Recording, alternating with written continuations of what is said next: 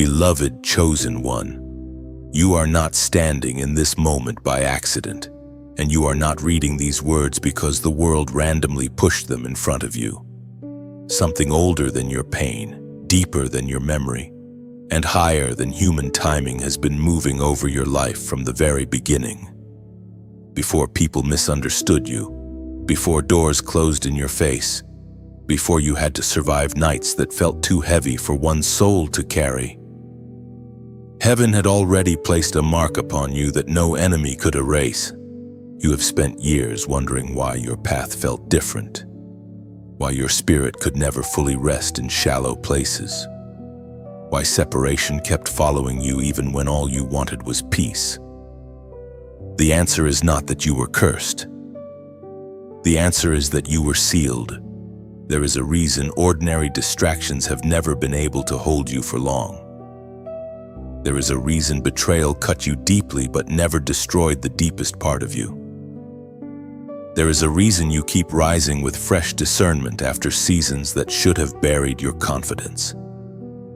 You are not built like those who only live for comfort. You were shaped for consecration. Your life carries evidence of divine ownership, and even the battles you faced were revealing what was hidden on your spirit. The pressure did not create your calling, it exposed it.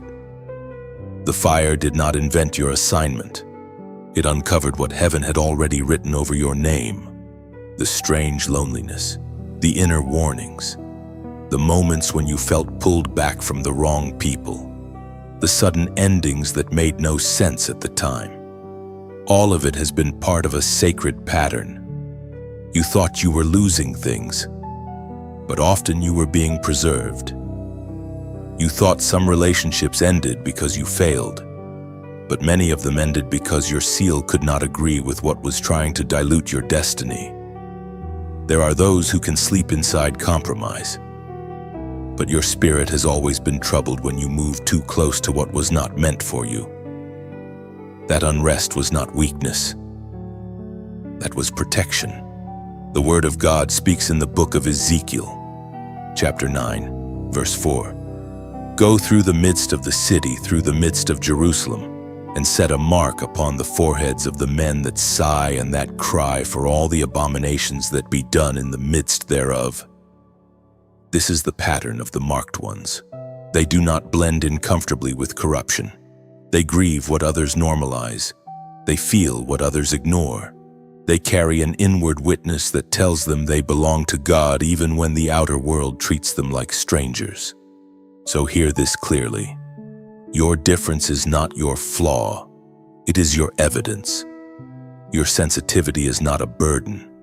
It is part of the seal. And this is why this message finds you now. Because the first truth you must accept is that your life has never been random. It has been watched, weighed, and preserved for an hour such as this. If this confirms what your spirit has been feeling, receive it fully. And as your act of agreement, like, share, subscribe. And if this message truly strengthens you, support it however you feel led. Then comment 144 at the end. And once you begin to accept that you have been sealed, something starts shifting inside you that no human language can fully explain. It is quiet at first, almost like a tremor beneath the surface of your ordinary routines. You notice that what once entertained you now feels empty. Conversations that used to hold your attention begin to sound hollow. Places you once tried to fit into start feeling too small for the weight of what is awakening within you. This is not confusion. This is not instability. This is the invisible seal beginning to rise into your awareness. For a long time, your spirit carried revelations your mind could not yet organize. You sensed danger before it arrived. You felt distance from people who smiled in your face. You knew when something was off, even when there was no proof to show anyone. At times, that sensitivity made you question yourself.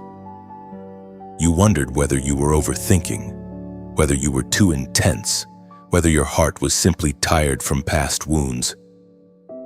But now the pattern becomes clearer. What you called overthinking was often discernment. What you called intensity was spiritual alertness. What you called exhaustion was the cost of carrying something holy in a world that does not know how to honor it. This is the stage where many chosen ones become afraid, because awakening changes the inner atmosphere of your life. Once the seal begins to stir, you can no longer sleep through what heaven is revealing. You start noticing repeated lessons, repeated warnings, repeated mercy. You begin to understand that some delays were not denials but divine restraints. You see that certain prayers were answered by removal rather than reward. You realize that being set apart is not always a feeling of triumph. Sometimes it feels like being pulled into sacred solitude so your hearing can be restored. As the prophet wrote in the scroll of Habakkuk, chapter 2, verse 1, I will stand upon my watch, and set me upon the tower, and will watch to see what he will say unto me. That is the posture forming in you now. You are becoming watchful. You are no longer drifting through your days without spiritual attention. Something in you is standing at the tower, listening, testing, discerning, waiting for the voice of God to separate truth from noise. This awakening does not make you less human. It makes you more aligned. It does not remove every struggle at once, but it changes how you carry them. You stop chasing every open door. You stop explaining your worth to people committed to misunderstanding you. You stop forcing what God never breathed on. The seal within you begins to govern your steps, and even before the full assignment is revealed, you can feel the call drawing nearer, stronger, and impossible to ignore. And this is where the pressure around you begins to change. Because once the seal awakens, resistance rarely stays hidden. What used to ignore you starts reacting to you. What once seemed asleep around your life begins to stir. You may notice strange heaviness without clear cause, unusual discouragement, sudden confusion, or the return of voices and temptations you thought had already lost their power. Do not mistake this for failure. This is often the sign that your awakening has become visible in the spirit before it is fully visible in the natural. Hell does not panic over what belongs to it. It reacts when someone marked by heaven starts remembering who they are. This is why you must not turn back now. The enemy does not always attack with obvious darkness.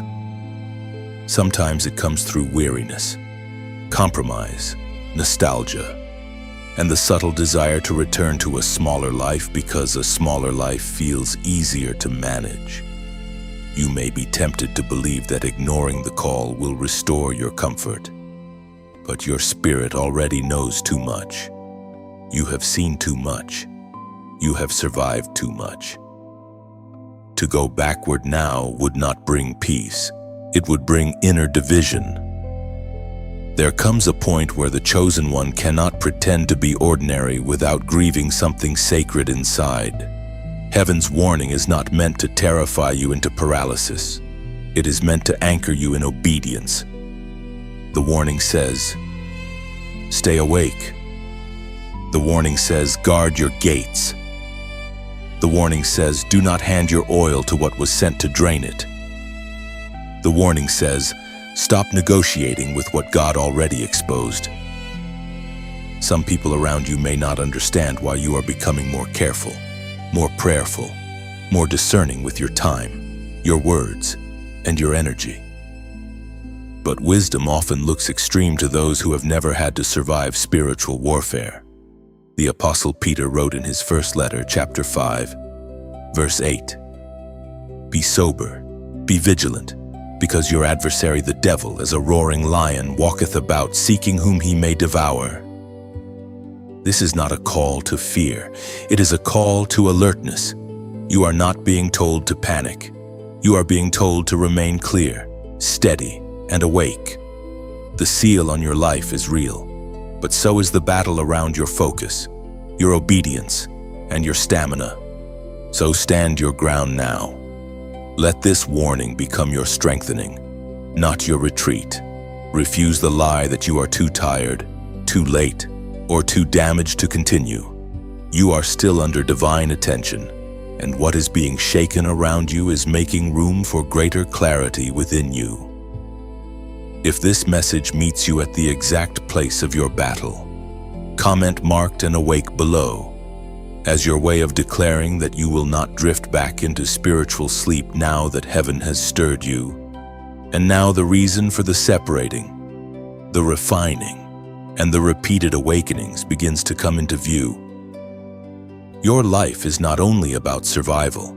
It is not only about being protected from what tried to break you. It is about being entrusted. This is the hour when the sealed ones begin to understand that divine preservation always serves a divine assignment. Heaven does not guard you so carefully for no purpose. The oil on your life is not decoration. The mark on your spirit is not symbolic only. It is functional. It means you are meant to carry something, confront something, build something, or release something that must arrive through obedience. The final assignment is rarely revealed to the flesh in one dramatic moment. More often, it unfolds as a sacred weight you can no longer dismiss. You begin to feel responsible for guarding your words, for stewarding your time, for choosing holiness when compromise would be easier. You begin to sense that your presence in certain places is not casual. Your prayers matter. Your restraint matters. Your courage matters. Even your silence, when guided by wisdom, becomes part of the mission. The final assignment is not always a public platform. Sometimes it is the discipline to stand in truth when everything around you invites you to bow. That is why this stage tests identity so deeply. If you still need constant approval, the assignment will feel unbearable. If you still measure your worth by who claps for you, you will misread the mission when it leads you through hidden places. But when you understand that God is the one who sealed you, then you also understand that God is the one who authorizes you. The assignment does not depend on popular recognition.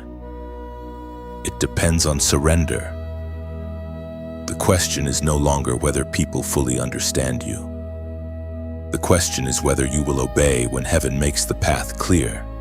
The apostle reminds us in the second letter to the Corinthians, chapter 4, verse 7. But we have this treasure in earthen vessels, that the excellency of the power may be of God and not of us. This is the balance you must carry now. You are chosen, but you remain dependent. You are marked, but you must stay humble. You are entrusted with treasure, yet the power is still God's. The final assignment will never be fulfilled by ego. It will be fulfilled by yielded strength. So do not despise the cost of preparation. The hidden seasons were not wasted, and the refining was not cruel. It was forming capacity. It was teaching your hands to hold what is holy without mishandling it. And as this message continues to reach those who are being prepared for their own assignment, some will feel led to support that work in a meaningful way, helping strengthen the flow of these words so they keep reaching the hearts that need them most. What is ahead of you is serious, sacred, and closer now than ever before. And this is what the fire has been doing all along. It was never sent merely to hurt you. It was sent to uncover what could not be corrupted, what could not be bought, what could not be talked out of its obedience.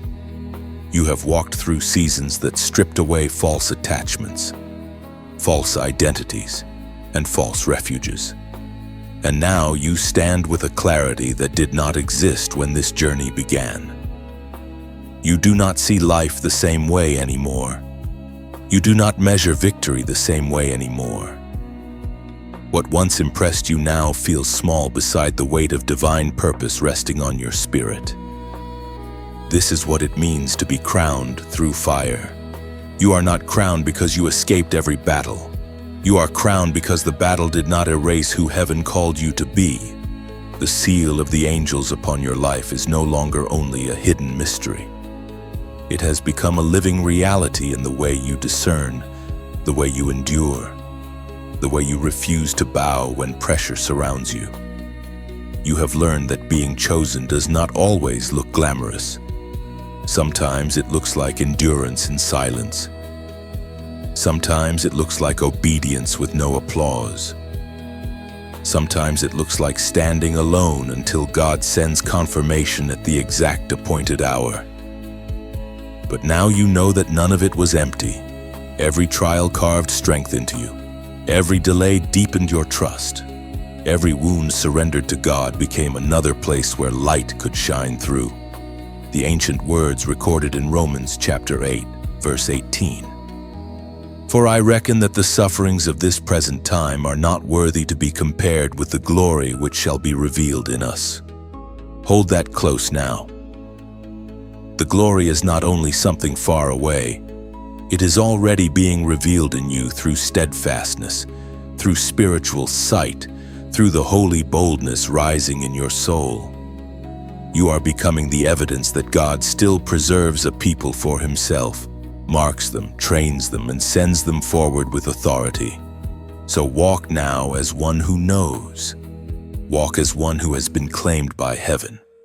Walk as one who no longer apologizes for carrying a different spirit. The world may not fully understand the marking on your life, but it will feel the weight of your presence when you move in alignment with what God has spoken over you. You are not here to fade into the background. You are here to shine with disciplined fire, with clean devotion, with courage that does not depend on human approval. And if this message bears witness with your spirit, seal your agreement by commenting 818 below as a sign that you are ready to walk crowned, tested, and sent as light. And as this message settles into your spirit, let it travel the way dawn quietly spills across a dark field. If these words warmed a place in you that had nearly gone cold, let that gratitude leave a visible trace through a gentle like striking one small match in the valley before sunrise. If you know another soul still wandering through their midnight, let this light keep moving through a heartfelt share, the way one lantern can lead another home. If your spirit wants to leave a witness, place a few words in the comment section like a stone on sacred ground, a sign that heaven met you here. And if you want to remain near this river when it flows again, let that nearness take the form of subscribing, like keeping your lamp by the window for the next whisper of dawn, for those who feel led to pour oil into this altar so the flame reaches farther. A quiet donation becomes not pressure but perfume, bread, and fire for the next weary traveler.